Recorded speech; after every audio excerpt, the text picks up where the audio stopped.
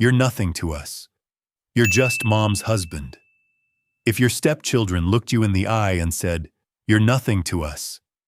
You're just mom's husband," how would you react? Stay silent or take action? My name is Daniel Reed. I'm 44 years old and I live in Texas. 4 years ago, I married the woman I love, Laura. Together, we tried to create a blended family. I brought 2 kids of my own, Ethan, 11, and Lily, 9. Laura brought her teenagers, Brandon, 17, and Sophie, 15. And just 20 minutes away lived their biological father, Mike, whose presence was always felt, even when he wasn't around. On paper, it looked like a perfect new beginning. But families aren't built on paper. They're built in real life. And in our real life, harmony was the one thing missing. Every effort I made, paying for school, driving them to practice, giving them a voice in family decisions, was met with cold shoulders and cutting words. Share your thoughts in the comments, because maybe my story will make you reflect on your own family. And if you enjoy real-life stories filled with raw emotions and powerful lessons, don't forget to hit subscribe so you won't miss what comes next.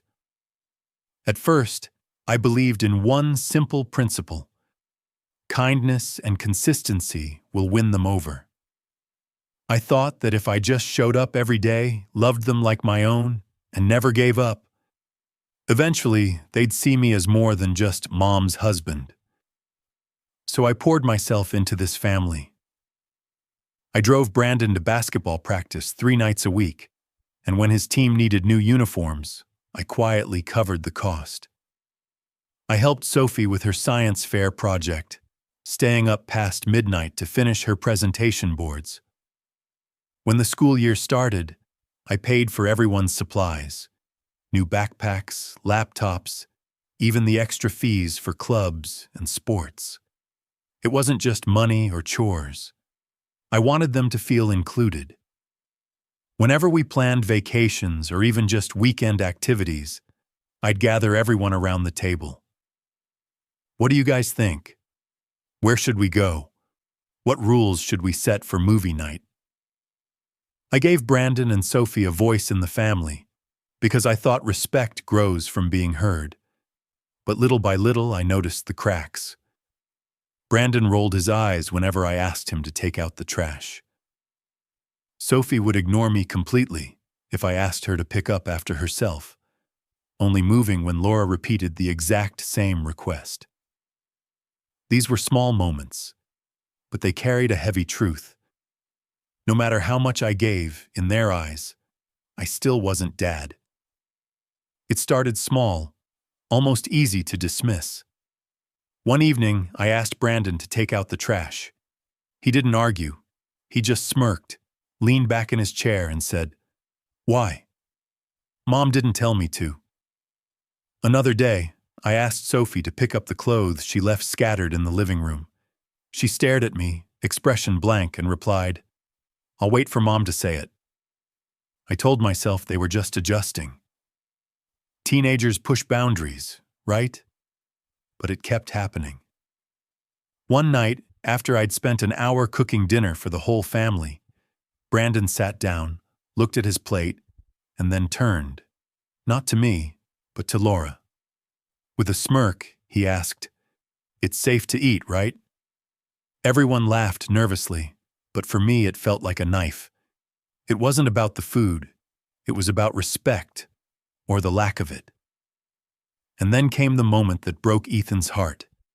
He had this art kit, brushes, paints, pencils, that he guarded like treasure. Brandon grabbed it one afternoon without asking. When Ethan protested, Brandon sneered, "Your dad doesn't make the rules here."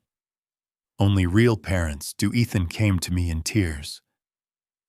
"Dad, why can they say things like that? Why don't they have to listen to you?" Lily asked the same question days later. "Why do they get away with it when I never could?" How do you answer your own children when they see injustice in their own home? Every time I looked at their hurt faces, I realized this wasn't just about teenage attitude anymore. It was about the message being sent to my kids, that their father's voice didn't matter. And that was something I could no longer ignore. It was a cold winter night when everything finally snapped. I was in my office finishing some paperwork when I heard Lily crying, those broken sobs that make a father's heart stop. I rushed into the living room and found her curled up on the couch, clutching her face. Through tears, she explained what had happened. Sophie had grabbed her phone, scrolled through Lily's pictures, and snapped a photo while mocking her. She and Brandon had laughed, calling her pathetic and babyish before tossing the phone back. I turned to Brandon, who was lounging on the recliner, eyes glued to his video game.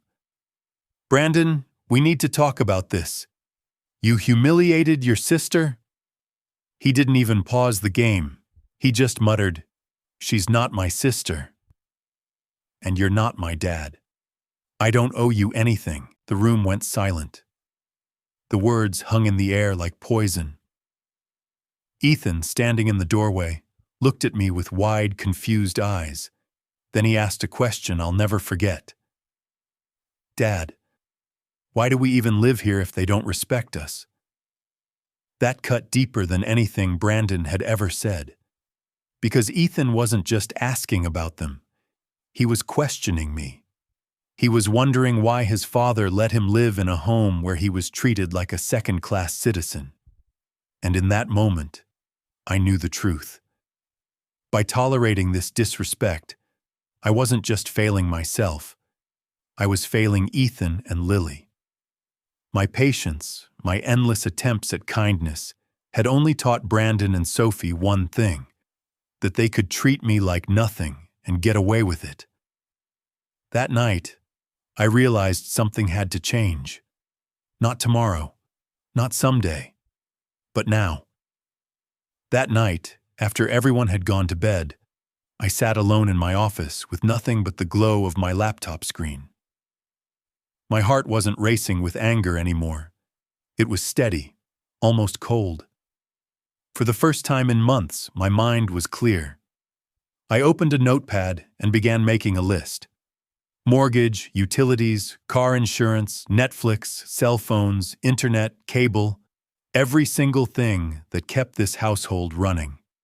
And one by one, I checked which accounts were in my name. Almost all of them. I picked up the phone. First, the cell phone company. Brandon and Sophie's lines were removed from the family plan. Then the cable provider. I scheduled disconnection for the next morning. Internet? Gone. Streaming services? I reset every password. Within an hour, everything they took for granted had vanished. Finally, I went to the garage, grabbed my toolbox, and replaced every lock in the house. By midnight, the keys in Brandon and Sophie's pockets were useless.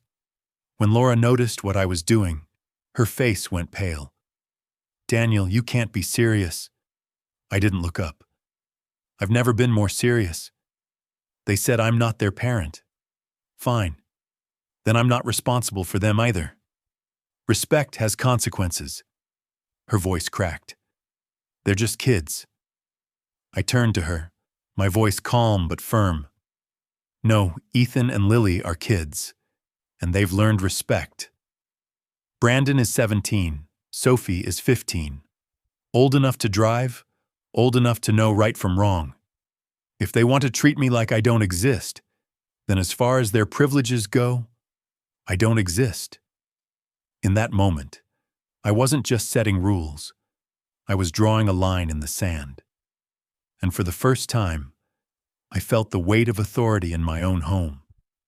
The next afternoon, the inevitable knock came at the door. When I opened it, Mike, Brandon, and Sophie's biological father was standing there, arms crossed, face tight with disapproval. The next afternoon, the inevitable knock came at the door. When I opened it, Mike, Brandon, and Sophie's biological father was standing there, arms crossed, face tight with disapproval. Daniel, he said, shaking his head, this is extreme. They're just kids. You can't throw them out over attitude. I held his gaze, steady and calm. Let me ask you something, Mike. What if your son looked you in the eye and told you, you're not my father, and then turned around and disrespected your kids? What would you do? For a moment, silence hung between us. Mike's jaw clenched, and he glanced back at Brandon and Sophie, who were hovering by his car, stunned and confused. Finally, he sighed. I'd probably want to teach him a lesson too. Exactly, I said. This isn't about me being cruel. It's about consequences. They made it clear I'm not their parent, so I'm stepping back. Now it's your turn, behind him. Brandon shifted uncomfortably. Sophie's eyes welled up, but she said nothing. They weren't used to hearing adults stand united. Mike finally nodded. All right, I'll take them. Brandon and Sophie gathered their bags from the porch, moving slowly as if waiting for someone to change their mind. But no one did. As Mike loaded their belongings into the trunk, I caught their eyes one last time. This isn't goodbye, I told them evenly. It's a lesson. When you're ready to show respect, this door will open again. They drove away in silence, leaving Laura furious, me resolute, and the house echoing with a strange, heavy quiet. That night, the storm inside my house wasn't from the kids. It was from Laura. She paced the living room, her voice sharp with anger. How could you do this, Daniel? They're my children. You've humiliated them. You've torn this family apart. I let her words wash over me. She was furious, and I understood why. But deep down, I knew this wasn't about humiliation. It was about survival. Over the next few days, the silence in the house was almost unsettling. No arguments, no eye rolls, no mocking laughter. For the first time in months, Ethan and Lily seemed at peace. They did their homework without tension, played board games together, and even laughed out loud at dinner. One evening, Ethan hugged me unexpectedly. Dad, it feels normal again, he whispered. That moment told me everything I needed to know. My children were thriving in the absence of disrespect. Laura still glared at me across the room, still muttered that I had gone too far. But when she finally demanded, "How can you live with yourself after this?" I looked her in the eye and answered calmly, "I'd rather be the bad guy for a week than let my kids grow up thinking respect is optional." A week later, the phone rang. It was Mike. His voice was calmer this time, almost cautious. "Daniel," he began, "Brandon and Sophie, they want to come back." I didn't say anything at first. I just listened as he explained. They've realized something. Losing the phones, the internet, even the simple things like streaming shows, it hit them hard. But more than that, they've noticed what life is like without your support. They finally see that those privileges weren't guaranteed. I leaned back in my chair, letting his words sink in. This was the moment I had hoped for, not out of spite, but out of necessity. When Laura heard, her eyes lit up. "So they've learned their lesson. We can bring them back now, right?" I shook my head. "Not that simple. If they return, it has to be different." That evening, I spoke directly to Brandon and Sophie over the phone. "You don't need to call me Dad. I'm not asking for love you're not ready to give. But if you want to live under this roof, you will treat me with the same respect you'd show any adult who provides for you. No exceptions." On the other end of the line, there was a long pause. Then Brandon said quietly, "I understand." Sophie added, almost in a whisper, "Me too." For the first time, I felt a shift, not victory, but the beginning of change. When Brandon and Sophie finally returned, the first thing I asked for wasn't obedience. It was acknowledgement. And to my surprise, they gave it. Brandon sat down across from Ethan, eyes lowered. "I'm sorry," he said quietly, "for what I said about your dad, and for breaking your stuff." "That wasn't right," Ethan, cautious but hopeful, nodded.